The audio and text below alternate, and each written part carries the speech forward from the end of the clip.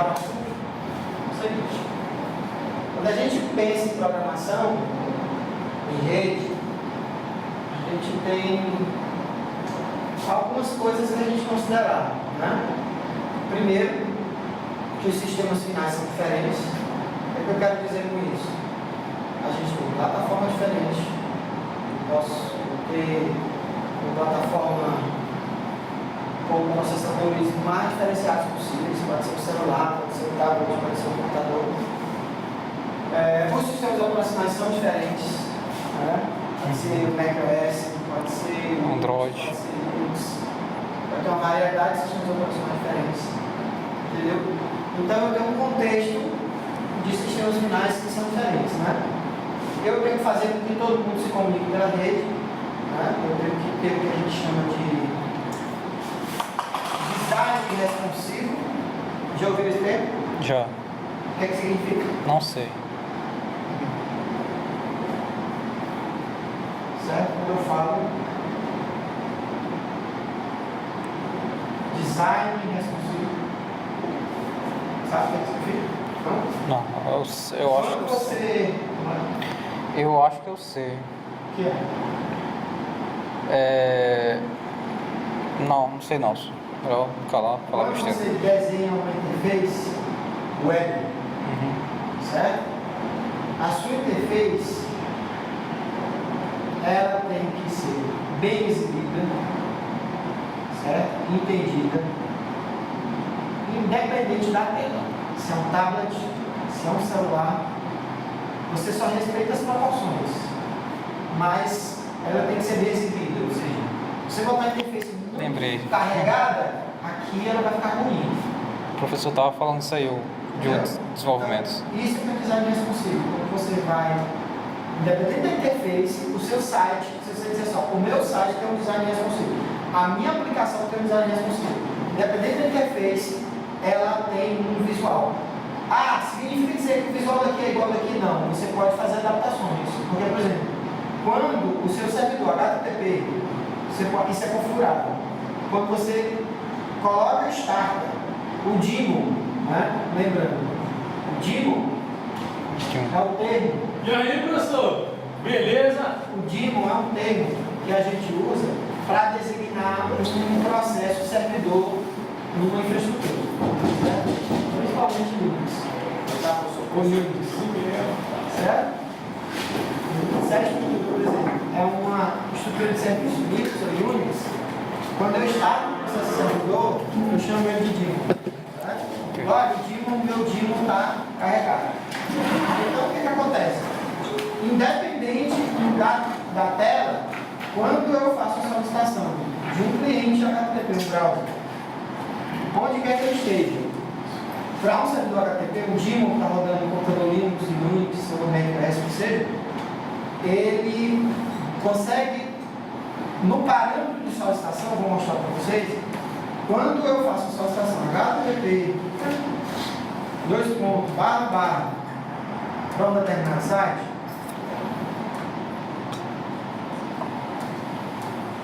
certo? É feita uma solicitação que a gente chama de GET. É feito um GET para a página principal, HTML principal. Certo? Ele traz a página principal. E quando é feito esse GET, na solicitação eu identifico a origem da solicitação. Então o servidor, quando ele recebe uma solicitação HTTP para ele entregar a página dele, ele consegue detectar se é um celular, se é um tablet ou se é um computador. Quando a gente fala de design responsivo, é porque o site que eu apresento, ele pode ter três versões. Uma versão para cá, uma versão para cá, uma versão para cá. O mais interessante é que a visualização seja boa, em qualquer versão que eu trabalhar. Aí quando eu tenho isso, eu chamo de design responsivo. Deu. Vamos adiante. Então, eu tenho aplicações que vão executar diferentemente dependendo dos sistemas finais. Eu tenho que fazer com telescopio na rede. E, por exemplo, eu tenho um software servidor web que se comunica com o software navegador web. Uma coisa que é importante na aplicação é o seguinte: quando a gente vai desenvolver a aplicação em rede,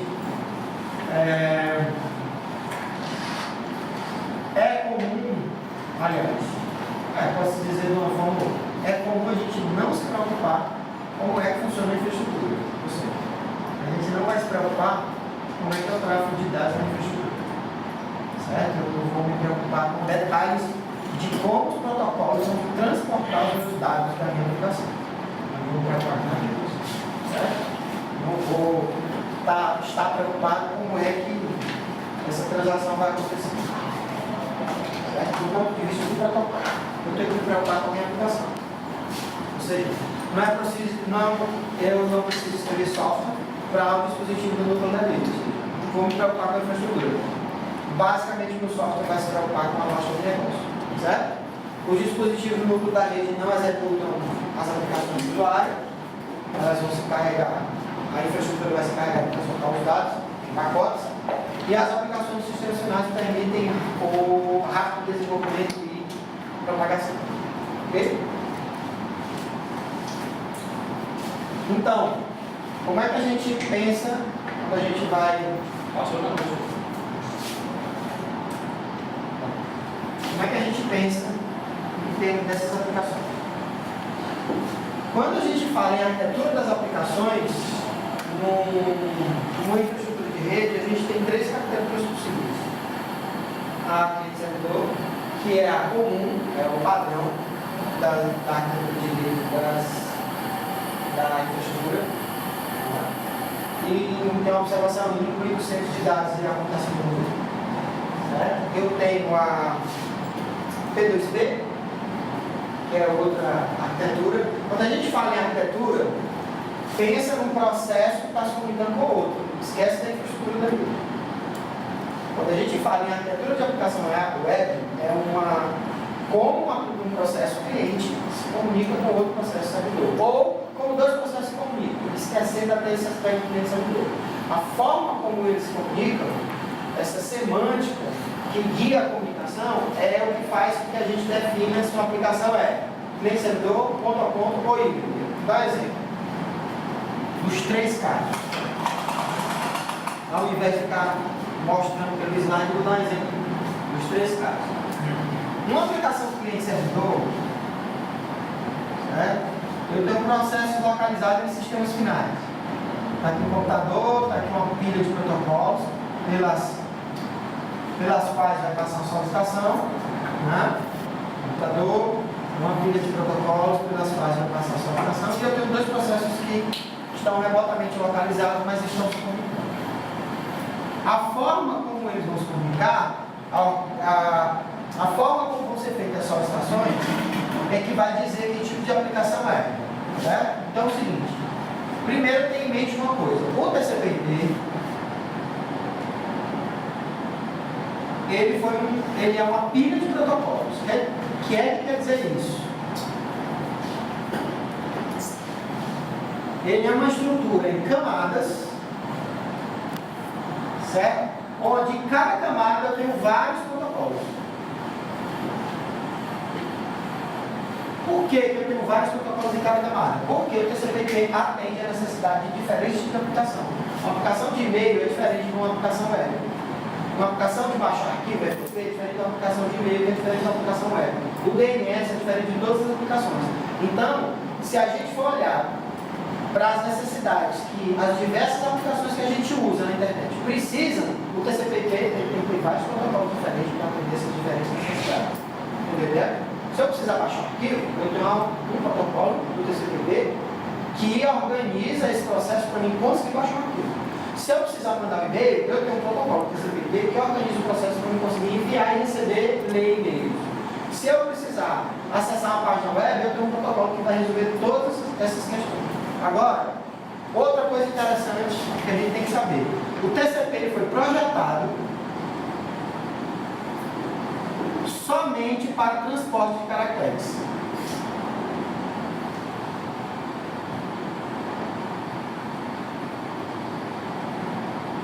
O que eu quero dizer com isso? O TCP/IP não foi projetado para transporte.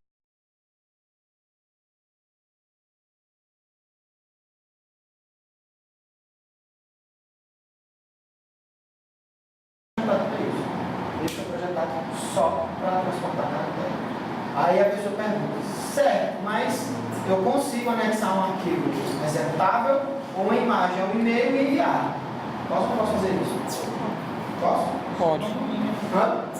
Não fizer isso. Sim, mas eu posso ou não posso fazer isso? Se ele foi projetado só para transportar caracteres e eu consigo mandar uma imagem, eu consigo mandar um arquivo executável, onde é que está o problema? Está no seguinte: o TCP/IP projetou uma solução para isso. Existe um protocolo chamado MIME, que ele converte tudo que não é caractere para caractere. E aí, isso é enviado. Quando chega no destino, ele faz o processo inverso. Ele pega tudo caractere e converte de novo para a estrutura anterior. Tanto, eu acho que vocês já devem ter em algum momento acontecido com vocês. Às vezes você recebe um e-mail de alguém, o e-mail vem com uma listagem de uma luva de caracteres. Bem extensa. Ninguém com vocês. Você recebe o e-mail, tu vai abrir o arquivo, aí o e-mail está lá com um pedacinho do texto inicial, aí vem uma sequência sem nome de caracteres que não entende absolutamente nada. Aí você vai abrir aqui do 2003 com 2010. Não, aí é problema de conversão. Mas nesse caso, por exemplo, tu anexou uma imagem, e aí o cara te mandou, mas um arquivo enorme, com a listagem enorme, o cara não está bem entender nada. É a conversão do MIME que deu algum problema. Entendeu? Então, o TCP/IP foi projetado só para transportar caracteres. E o TCP/IP, os protocolos dele são baseados em comandos e respostas.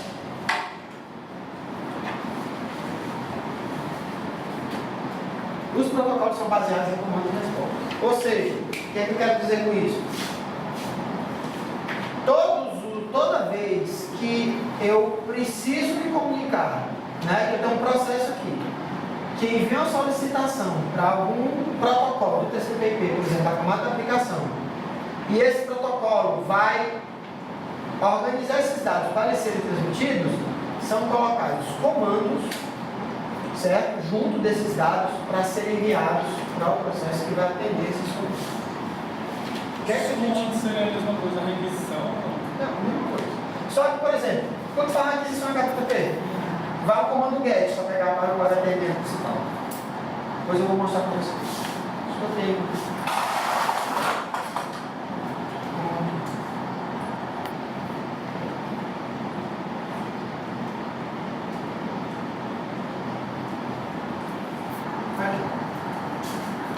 Isso aqui é uma solicitação HTTP. Eu dou GET de acordo com o diretório www.wall.com.br barra, aqui é o caminho.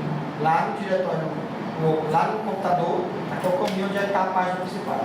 Eu pego a página principal, digo a versão do protocolo, digo o nome do host, www.sunschool.edu, certo? O caminho total é www.sunschool.edu/sandi/page.html. Então, nesse host aqui, ele pega esse arquivo aqui, que está nesse diretório, aí ele coloca o user agent e a conexão, o estado da conexão, depois que for pego o arquivo, ela vai ser fechada, e aqui a linguagem, no caso é francês, certo? Então, isso aqui, quando você bota www.sunschool.edu, eu transformo, quando eu dou enter, o browser transforma essa solicitação nisso aqui. Isso é um comando que vai para o servidor dizendo assim: olha, me manda via aí a página chamada page.html que está nesse diretório.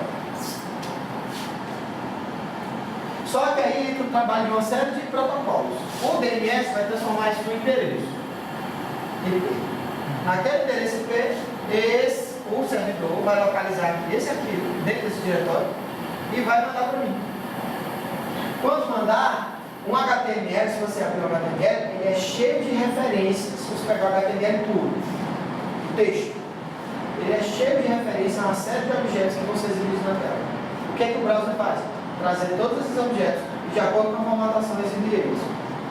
Como que você faz? Então, depois dessa solicitação, quando eu trago a página principal, eu vou fazer uma série de outros gets para fazer cada um dos objetos. Frames, tabelas, imagens, sons, o que é que qualquer coisa que esteja na página principal do browser.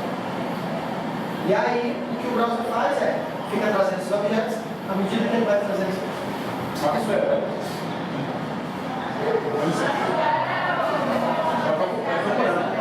Aí, professor.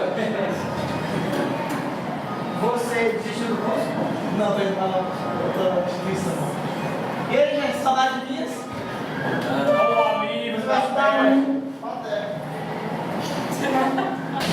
Ó, o cara sai do CEUT, vem pra. Sai de ciência da computação, aí vem para o sistema. Realmente. Sabe o que é, né? Aí, isso é um exemplo dessa estrutura, né? O que eu quero dizer? O que eu quero dizer? Eu quero dizer. Eu tenho, entre esses processos que estão se comunicando, uma forma de interação entre eles que é, primeiro, baseada em comando. O processo dá um comando, o outro responde. Só para você ter ideia, toda solicitação, se você for baixar um arquivo, se você mandar um e-mail, se você solicitar uma página web, tudo isso é solicitação. Todas elas, independente do dado que você mande nessa solicitação, você está enviando um e-mail, beleza. Vai cheio de informação esse e-mail. Você está solicitando uma página web, é uma solicitação para trazer um arquivo texto HTML para você. Você está solicitando um arquivo para ser baixado. Todas essas requisições, todas elas vão no comando junto. Todas elas.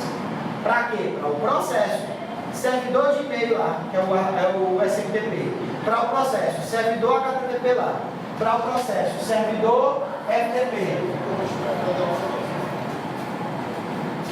Para o processo, servidor FTP. Para todos esses processos vão comandos e eles respondem com a resposta. Para todo comando volta a resposta. E essa resposta é numérica. Tem uma tabela que depois eu vou mostrar para vocês, onde tem os códigos da resposta. Cada resposta significa uma coisa. Por exemplo, quando você faz uma solicitação no HTTP, que a resposta voltou ok, que a página existe, a resposta é 200. Você já viu que tem aquele erro que você tem 404? É porque 404 é um código de resposta para uma página que não existe. Entendeu? Às vezes as pessoas não sabem o que significa, mas o 404 é um código para a resposta a uma solicitação onde a página não existe. Entendeu? A faixa, na verdade, são várias. Tem a faixa 200, 201, 202, 203, 204, 300, 301, 302, 400 e 500. São vários códigos de resposta. Cada código significa alguma coisa. Só que a gente não vê isso. A gente via antigamente, quando eu vou depois mostrar para vocês, a gente pode abrir o terminal e fazer uma solicitação a uma página no servidor da UOL usando o próprio terminal. Usando comandos. Você pode até mandar um e-mail, abra a janela do terminal. Pode até mandar um e-mail usando a própria janela do terminal, sem interface nenhum. Só os próprios comandos da janela do terminal. E você abre uma conexão com o servidor. Abre uma conexão com o servidor e de lá fica dando comando. Porque a primeira coisa que você precisa fazer é abrir conexão. Depois que o servidor aceitou a sua conexão, você pode dar uma série de comandos naquela conexão ali e ver uma série de coisas que acontecem naquela conexão. Eu via. Só para você ver que a comunicação entre esses processos é baseada em comando e resposta. Tudo é baseado em comando e resposta. E eu vou me preocupar em transportar caracteres. O que não for caractere, vai ser transformado em caractere. Certo? E tem, claro, vários protocolos para atender a necessidade. Agora, dependendo da forma como os processos se comportam com relação aos comandos e respostas, quem dá comando e quem responde é que define que tipo de arquitetura eu estou trabalhando. Essa arquitetura não é uma arquitetura, quando eu falo arquitetura de aplicação, fique claro, não é uma arquitetura dos protocolos, é a arquitetura das aplicações que estão usando o TCP/IP. Entendeu? Então, tem protocolos, tem aplicações que a arquitetura é cliente-servidor. Como é que eu sei que duas aplicações que estão trocando dados pela rede, a arquitetura delas é cliente-servidor? É quando eu tenho uma aplicação que inicialmente invoca e ela sempre faz solicitações e o outro processo fica só esperando essa solicitação para responder. Então, quando eu tenho uma aplicação que fica sistematicamente fazendo solicitações e outro processo lá, outra aplicação está rodando, fica sistematicamente respondendo essas aplicações, eu tenho uma arquitetura que eu chamo de cliente-servidor. Tem sempre um processo cliente e aquele processo servidor. Essa arquitetura é a arquitetura típica do TCP/IP.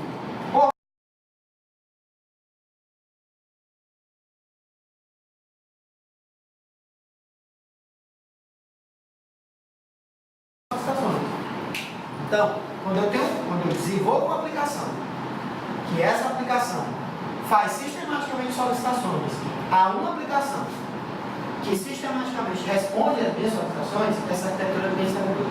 Exemplo disso é a interação de browser com o servidor web. O browser está ali só fazendo solicitação.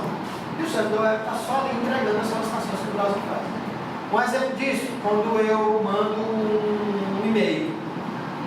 Eu estou enviando e-mail, tem um servidor de e-mail que está respondendo, sistematicamente recebendo meus e-mails. Entendeu? Quando eu quero baixar um arquivo, servidor FTP, eu tenho uma aplicação que fica fazendo solicitações do servidor FTP. Para eu transferir arquivo, para baixar arquivo, mas eu tenho uma aplicação que sistematicamente eu mando comandos e ele me manda respostas a minha solicitação. Quando eu tenho uma aplicação P2P, que a gente chama peer-to-peer ou ponto a ponto, não existe predominância entre a aplicação que só responde e a aplicação que só solicita. Os dois processos independentes, eles tanto servem quanto solicitam. Por exemplo, quando a gente usa algum programa como o Ares, quando você, digamos assim, starta o torrent, entendeu? Quando você starta o torrent, coloca o torrent para rodar, o que é que acontece? Você publica para todo mundo que está ativo uma série de arquivos que você tem na sua máquina e você procura arquivos de acordo com o seu interesse em outras máquinas. Então, quando você instala um torrent no computador, do outro, todos os processos que estão startados daquele torrent, eles estão ali prontos para atender a solicitação de outros colegas que usam o mesmo torrent, ou solicitar quando você precisar de outras pessoas que estão usando arquivos. Então tem uma hora que alguém solicita de você e você entrega, e tem uma hora que você solicita de alguém e alguém entrega para você. Mas não existe predominância. Eu uma hora solicito, uma hora peço. Não existe uma aplicação que sempre eu estou solicitando e eu sempre pedindo. Por exemplo, o servidor web, ele não pede nada para o browser. Um servidor SMTP de e-mail não pede nada para o Outlook.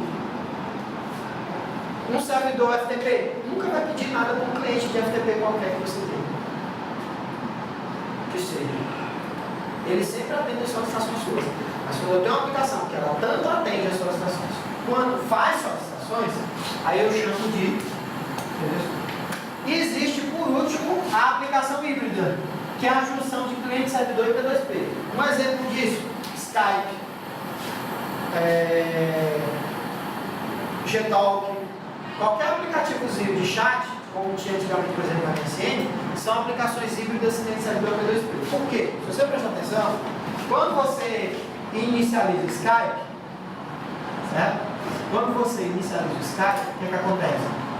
Você vai e se loga no servidor. O servidor atende o seu login. Nesse caso, eu estou trabalhando como cliente-servidor. E aí o servidor mostra para você uma lista de pessoas que você contacta. Por exemplo, no Hangout, assim, uma lista de pessoas que você contacta. Beleza. Mostrou a lista de pessoas. Por que ele mostrou a lista de pessoas? Porque essas pessoas já se logaram nele, ele sabe quem está ativo ou não. Aí você clica em cima daqui da identificação dessa pessoa e aí estabelece uma conexão direta com ela. Aí você passa a ser, nesse momento, P2P. Pergunta. Às vezes as pessoas perguntam, Ricardo, e essas aplicações? Essa conversação vai direto com o outro cara ou passa pelo servidor? Ela não precisa passar pelo servidor. Só que a gente não sabe se passa pelo servidor. Precisar não precisa. Por que não precisa passar pelo servidor? Porque o servidor, quando ele te dá, se essas pessoas estão logadas, ela tem um IP, tem? Se ele te dá a lista, ele pode te dar o IP delas, se você conectar diretamente a elas. Não precisa passar pelo servidor. Não precisa. Você pode conectar diretamente a elas. Certo? O servidor também pode ser um cartão, né? Em que sentido? O cliente tem que comunicar com o servidor, o outro também. Não! O servidor não necessariamente precisa intermediar. As coisas podem passar por ele só para fim de dele fazer login. Eu não preciso intermediar. O que eu quero dizer é que na medida que você tem essas pessoas aqui, o servidor já pode te dar o IP e a própria aplicação conectar direto sem passar mais para o servidor. O servidor, a única coisa que ele controla é quem está logado ou quem não está logado, para ele poder passar para as pessoas, para as outras pessoas, seu grupo de contatos, quando você se logar. A única coisa que ele precisa controlar é isso. Ele não precisa intermediar a comunicação. Agora, saber se ele pega os dados da comunicação, aí já sabe, é outra história. TV é um exemplo de quê? De vídeo. Hã? TV é um exemplo de vídeo. TV é programa de acesso remoto. Acesso remoto. Vamos lá. Não, esse é tipo login. Isso. Esse é o que eu não pode falar. Login. MI. Tá achando que tá faltando alguma coisa? Assim? Não é, acho que é. Login. Não. Por exemplo, no login eu vou me conectar a um servidor. Agora o login, peraí. Eu me conecto a alguém que autoriza ou me conecto direto ao servidor? Acho que me conecto direto ao servidor. Vai direto ao servidor. Se eles conectar alguém, para alguém autorizar ele, para depois eles conectar outro a um servidor, por exemplo, eu me conecto a uma rede, a rede me autoriza, depois eu me conecto a um servidor, aí ele é P2P. Mas se ele se conectar direto ao cara com quem ele troca informação, ele é cliente servidor. Entenderam a diferença entre servidor, P2P ou híbrido? O híbrido sempre eu vou primeiro me logar em alguém e depois eu posso me conectar com os parceiros que são apresentados por mim. Certo?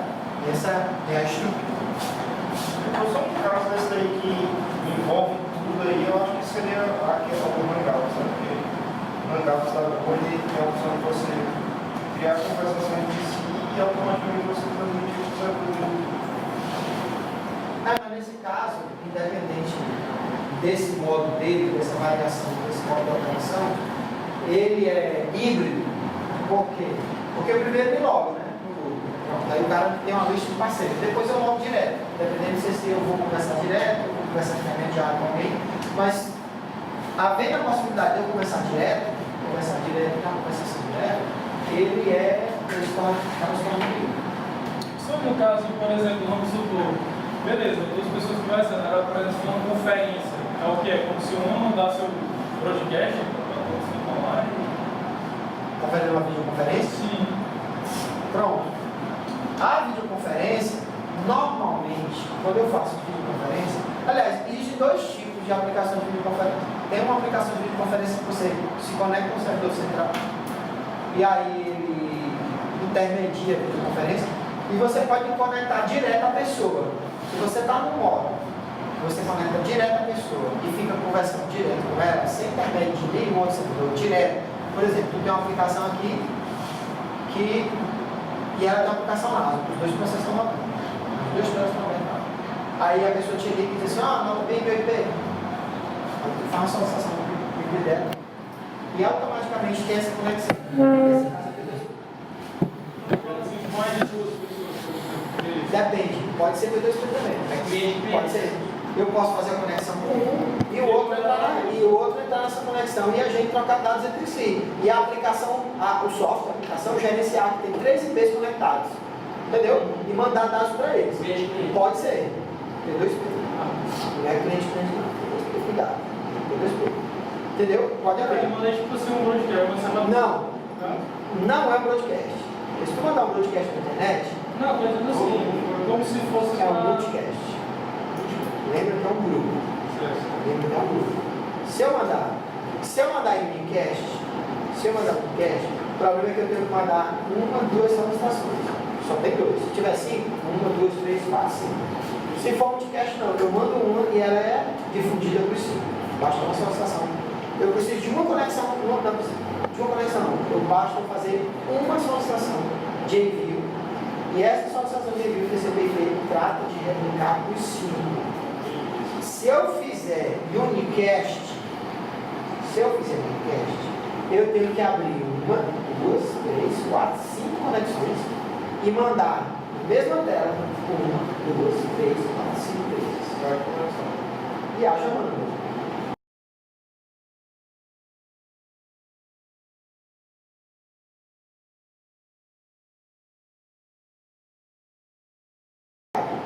criador e replicaria conforme o caminho para todo. Só que na internet, no core da internet, eu não posso enviar nenhum tipo de broadcast, senão eu mudaria totalmente de flag, mudaria todo o core. Porque se chegar num roteador, um broadcast e replicar para o outro replica para o outro, que replica para as outras portas, como é uma teia cheia de portas, rapidinho você conseguiria mudar toda a internet com um broadcast. Então, é multicast. Entendeu a ideia? Toda aplicação multimídia, basicamente utiliza o multicast na comunicação. Principalmente se eu tiver vídeo conferência. Pode falar. O quê? P2P? Já usou torrent uma vez na vida? Beleza. Quando você pesquisa um arquivo lá, quando você pesquisa um arquivo lá na lista, né? Do torrent, e aparece lá, né? Às vezes esse arquivo aparece em vários locais diferentes, né? Aí você clica para baixar aquele arquivo, ele baixa de alguém direto. Você não se conectou com nenhum servidor para baixar aquele arquivo. Você simplesmente fez a pesquisa, o software fez uma pesquisa entre as aplicações, achou as aplicações que estavam ativas, fez uma pesquisa junto a essas aplicações e trouxe uma lista para você. Você clica lá e começa a baixar. Alguém pode fazer a mesma coisa com você, com os arquivos que você está disponibilizando no diretório lá? Pode? Entendeu? Então, como não? Como você pega arquivo de alguém pega arquivo de você, a sua aplicação, pega arquivo de alguém, e recebe comandos, e entrega arquivo para alguém, manda comandos, recebe, não existe a predominância de você estar só atendendo a solicitação e você está só pedindo. Ela conseguiu também fazer Ah? A híbrida é um pouco de cada um. A híbrida, por exemplo, você usa... Mas aparece que eu solicito e ofereço. Exatamente. A outra também, né? Sim, é. O que eu estou dizendo é um pedaço de cada uma. Você já usou Skype? Pronto. No Skype, você, na hora que liga o Skype, você já vê essas pessoas aqui já se conectam direto a elas? Não. Você faz um login e se conecta ao servidor. Aí o servidor te dá a lista de pessoas. É como se fosse um MSN antigamente. No MSN, você ia lá, na aplicaçãozinha do MSN, fazia login, e aí o servidor te mostrava todas as pessoas que estavam ativas naquele MSN que você podia conversar. Aí tu clica em cima, e aí já passa a conversar com a pessoa. Oi, por que ela é híbrida? Por quê? Você usou um servidor para se logar, nesse momento ela foi cliente servidor, porque o servidor só está te logando. O servidor não se loga em você que se loga no servidor. E aí depois você clica aqui nas pessoas e começa a falar com elas, e passa a ser P2P. No caso do torrent, não. Quando você procura um arquivo, você vai procurar um arquivo nas pessoas, só que pessoas também podem fazer uma solicitação para você. É por isso que mesmo que uma pessoa tenha uma conexão muito boa, eles consomem muita banda, muito storage, esse tipo de coisa. Mas não tem nada a ver com arquitetura, isso exatamente, né? Aí o que acontece? Quando é cliente servidor, por exemplo, você está aqui usando o Firefox. Se você ficar parado aqui, sem fazer nada no Firefox, ninguém vai fazer solicitação para você, no seu processo de Firefox, pedindo alguma coisa para ele. Fica lá parado. Você ligou o Firefox, você volta lá. www.ol.com.br, o Firefox vai passar o dia lá sem atender uma solicitação de ninguém. Por quê? Porque ele é uma aplicação inerentemente cliente. Agora você vai lá, www.ol.com.br, enter, o seu Firefox vai pedir uma aplicação servidora. Da mesma forma que eu estou bem aqui, montei um site de compra, startei o site. Quando eu starto o servidor, ele está esperando atender as solicitações do site de compra. Ele não vai fazer solicitação para ninguém. Ele vai esperar alguém solicitar alguma coisa para ele entregar a página do site de compra. Ele vai ficar fazendo solicitação para ninguém. Então, quando a gente tem processos assim, é inerentemente processo que ele é cliente conectando ao processo que inerentemente é servidor. Quando você olha para o torrent, não. O seu aplicativo de torrent, ele atende a solicitação de pedido de arquivo e ele também faz solicitação de pedido de arquivo. Tem horas que você está pedindo arquivo e tem horas que alguém está pegando arquivo seu. Então você está se comportando ao mesmo tempo como cliente de algum cara, de alguma pessoa que está na rede do seu torrent, e você está se comportando também de servidor se alguém estiver pegando um arquivo que está no seu diretório. Entendeu? Por isso que é P2P. Porque o processo, lembre, olha o processo que está rodando. Tem que olhar para o processo que está rodando. Esse processo, ele está tanto atendendo a solicitação dos outros. Pronto, vamos lá. Se você ficar com o browser parado, alguém vai pedir alguma coisa para o seu browser? Para ele entregar alguma informação para o seu browser? Não. Você ligou o torrent, você não está pedindo nada de alguém. Alguém pode pedir alguma coisa e ele entregar arquivos que estão no seu computador? Pode ou não pode? Pode. Ele está sendo servidor. Mas você pode usar ele para solicitar arquivos de alguém? Pode. Ele está sendo cliente. Então, quando eu tenho um processo que ele assume a função, dependendo do momento, ou ao mesmo tempo, de cliente e servidor, ou ele solicitar ou atender as solicitações, é P2P, porque eu tenho uma arquitetura de processo P2P, ou de aplicação P2P.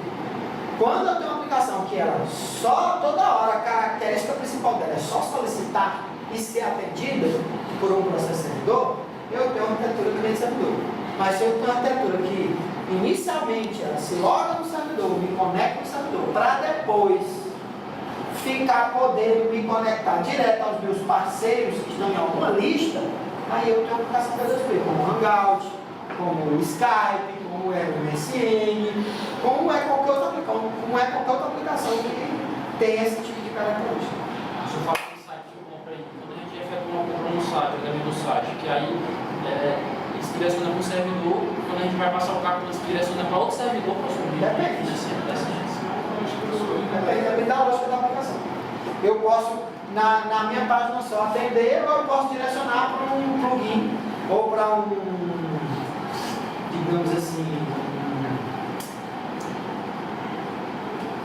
esqueci o nome. É um termo específico de programação web. Mas eu posso ser direcionado para uma página da operadora que ela me dê lá a interfacezinha, só para me colocar os dados na API, obrigado. API. Só para pegar os dados para cá. Não, eu ia perguntar, porque tem alguns servidores que eles fazem solicitação por cliente, no caso. Tipo, por exemplo, aquele sempre que o site da Adobe para verificar se o site lá? da Adobe, verificar se o flash está instalado, ele vai fazer a edição com o certo? Aquilo ali é uma conexão P2P? Não, é de servidor. Porque quando. Não, tudo bem, é feito com Applet. Mas é cliente servidor, sabe por quê? Porque é o seguinte, ele está fazendo apenas uma verificação, não é algo comum, ou que toda hora ele vai ficar pedindo alguma coisa do teu browser entregando para ele. Ele pode. Exatamente. Se predominantemente, se você olhar a cliente servidor, predominantemente tem um cara só pedindo. Está instalado. Predominante só tem um cara pedindo. Na P2P não, você não consegue ver essa predominância. Depende da atividade.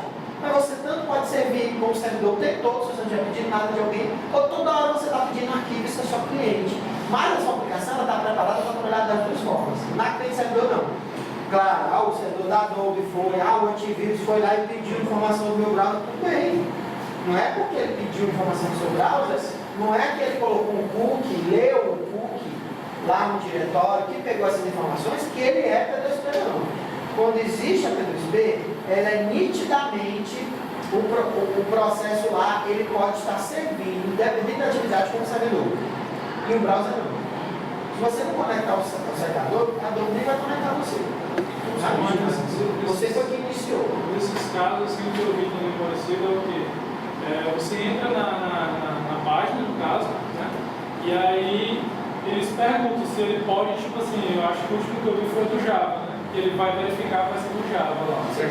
Ele pede para você fazer a solicitação, então você envia, né, a versão lá do Java pela sua máquina e ele dá aqui. Mas de qualquer forma, se você for ver, tem alguém sempre iniciando.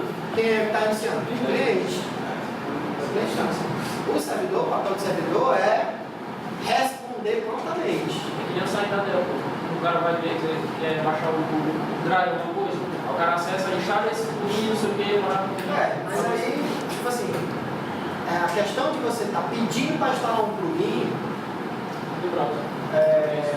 No browser não caracteriza de forma nenhuma que você está tirando a característica da informação da aplicação segura, entendeu? E pelo contrário, ela é independentemente do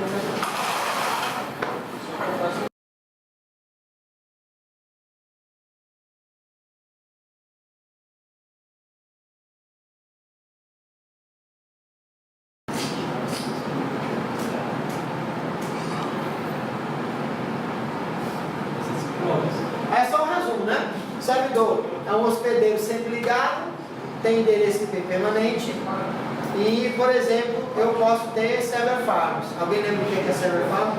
Hoje o servidor pode fazer uma determinada atividade. Beleza. Clientes, eles se comunicam com o servidor, podem estar conectados intermitentemente, ou seja, uma hora está conectado ou não. Normalmente tem IP dinâmico, por quê? Porque a hora está conectado, quando ele conecta de novo ele recebe outro IP, certo? E eles não se comunicam diretamente entre si, não existe eu comunicar browser com browser. Certo? Aí são alguns dados sobre alguns centros de dados da Google, né? A Google tem projetos de servidores até no mar que usam o movimento das ondas para gerar energia para alimentar os servidores. Um negócio bem interessante.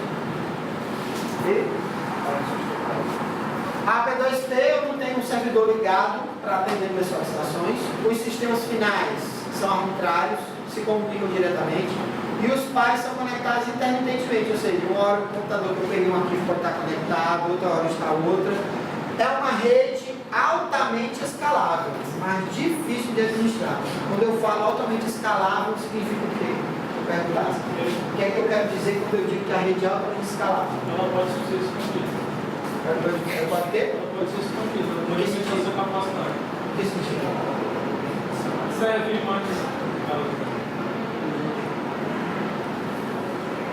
Sim, ela pode ser expandida, pode aumentar a capacidade, mas assim, isso quando eu falo. Número de servidores, ou número de dispositivos participantes. Quando eu falo usuário, fica uma coisa assim meio. Eu posso estar por trás de um computador de vários usuários. Então, eu posso fazer assim, eu coloco, porque eu posso ter um computador que abre várias sessões, né, com vários usuários. O que é que acontece? Quando eu tenho muitos dispositivos e eu posso acrescentar dispositivos dessa infraestrutura e ela suportar esse acréscimo, e quanto mais eu acrescentar, mais poder computacional ela tem, no caso da P2P, aí eu digo que ela é escalável. Quando eu digo que ela é altamente escalável, significa que eu acrescento dispositivo e a rede tem mais e mais poder. Ela não degrada. Entendeu? Por exemplo, se eu disser assim, a infraestrutura de tráfego de uma cidade, ela não é escalável. Por quê? Porque se eu começar a acrescentar carro demais, rua demais, tem uma hora que não vai ter mais lugar para colocar tanto carro e tanta rua. Está abrindo no meio das casas, ruas, para passar carro. Então não é uma estrutura escalável. Mas é difícil de administrar. Por quê? Porque não tem servidores centralizados. Não existe servidor. Então, como as pessoas estão conectadas na rede de forma independente, é altamente difícil pelo distância, quase impossível. Olha, é bem impossível. Ok? Aí alguns exemplos de arquiteturas do DSP que eu falei. Tá? Quando os processos se comunicam, né, eu tenho essas características. O processo é um programa rodando dentro de algum hospedeiro, no mesmo hospedeiro, no mesmo computador, no mesmo host. Dois processos se comunicam usando a comunicação entre processos, definida pelo sistema operacional. Né? Quando eu estou em computadores diferentes, lembra que eu falei isso aqui na aula passada, né? Os computadores se comunicam trocando mensagens. Eu falei isso aqui na aula passada. O processo cliente é aquele que inicia a comunicação e o servidor que espera para ser contactado. Né? As aplicações com a arquitetura P2P têm processos clientes e servidores no mesmo nível de proporção. Ok. Aí